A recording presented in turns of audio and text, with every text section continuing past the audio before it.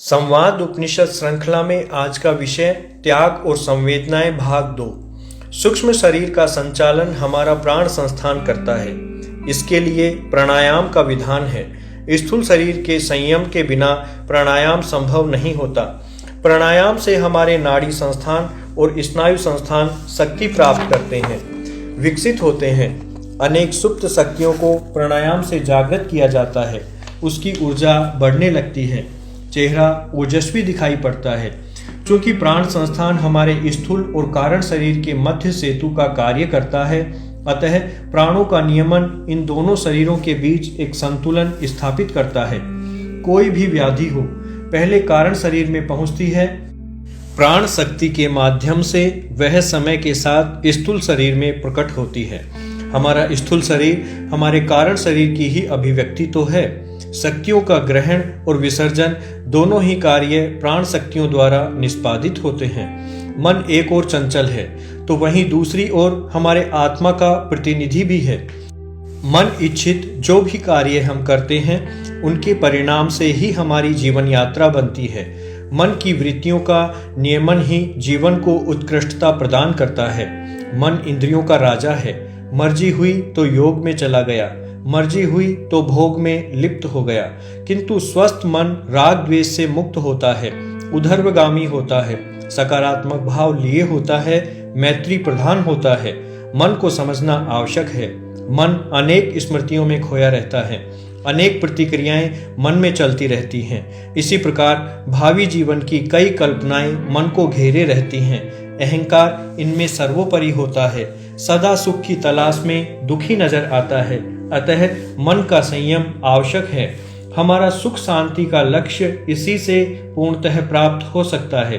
मन का संयम करने के लिए स्वाध्याय की आवश्यकता होती है, समर्पण की आवश्यकता होती है, ताकि मन का अहंकार गल जाए, ध्यान की पृष्ठभूमि तैयार हो सके, व्यक्ति स्वयं का आकलन कर सके और उसी के अनुरूप स्वयं को अभिव्यक्त कर सके। दुख के मूल में दो कारण हैं, ममत्व और अहंकार। मूल में तो अहंकृति, प्रकृति और आकृति समान ही होते हैं। इनका संचालन करती है माया। वही विद्या है, वही अविद्या, वही पुण्य है, वही है पाप। दोनों का आधार कामना या माया रूप ही है। तप, ध्यान, संयम का एक ही लक्ष्य है, कामना के पार निकल जाना। यही मोक्ष है। कामना ही पुनर्जीवन का कारण है। व्यक्ति संतान क्यों पैदा करता है? क्योंकि वह मरने के बाद भी जीना चाहता है। संयम व्यक्ति को कामना के बाहर ले जाता है, तब उसके शरीर में बीज का निर्माण रुक जाता है। ब्रह्मचर्य का यही स्वरूप है। यही हाल सुख दुख का है। दोनों आते जाते हैं, हम उनको आते जाते देखते रहें। सुख आया चला गया, मैं रह गया। दुख आया चला गया, मैं रह गया। दूर से देखता रहा। ममत्व या राग पैदा ही नहीं होगा। आप विषय से जुड़ेंगे ही नहीं, तटस्थ रहेंगे। विषय आपका क्या बिगाड़ लेगा? अच्छा बुरा भी कुछ नहीं होता, मन की अवधारणा ही है। यदि तटस्थ रहकर देखा जाए तो जो जैसा है वैसा ही दिखेगा। न अच्छा दिखेगा न बुरा। काला है तो काला ही दिखेगा। मुझे अच्छा या बुरा लग सकता है, काला रंग अच्छा या बुरा नहीं है। इस अभ्यास को ही संयम कहते हैं। जीवन को दूसरे की तरह दूर से भी देखने का अभ्यास, शरीर को आत्मा से अलग समझने महसूस करने का अभ्यास।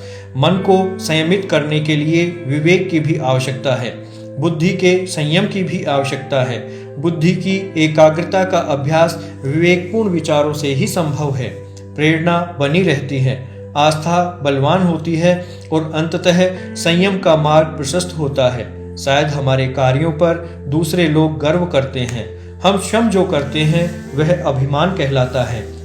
गर्व सकारात्मक अभिव्यक्ति है, प्रशंसा की, और अभिमान नकारात्मक। अभिमान में अहंकार की छाया रहती है। मैं इस अभिमान का आधार है। कारण तो कोई भी विशेषता हो सकती है। अभिमान में महत्वाकांक्षा भी रहती है। कुछ प्रशंसा पाने की, यश पाने की भी इच्छा रहती है। यही अभिमान समय के साथ अहंकार बन जाता है। वैसे तो अहंकार का मूल तो अज्ञान या अविद्या है, जो जन्म के साथ रहती है। इसी विद्या अविद्या के योग या सम्मिश्रण से जीवन चलता है। जीवन में कर्म, भाव, विषयों आदि के हजारों धरातल हैं। अभिमान को किसी भी धरातल के साथ जोड़ा जा सकता है। अहंकार की शुरुआती अभिव्यक्ति भी कही जा सकती है। अभिमान में ही व्यक्ति स्वयं के बारे में अपने मुंह मियां मिट्ठू बनता है। अपनी प्रशंसा करते थकता नहीं है।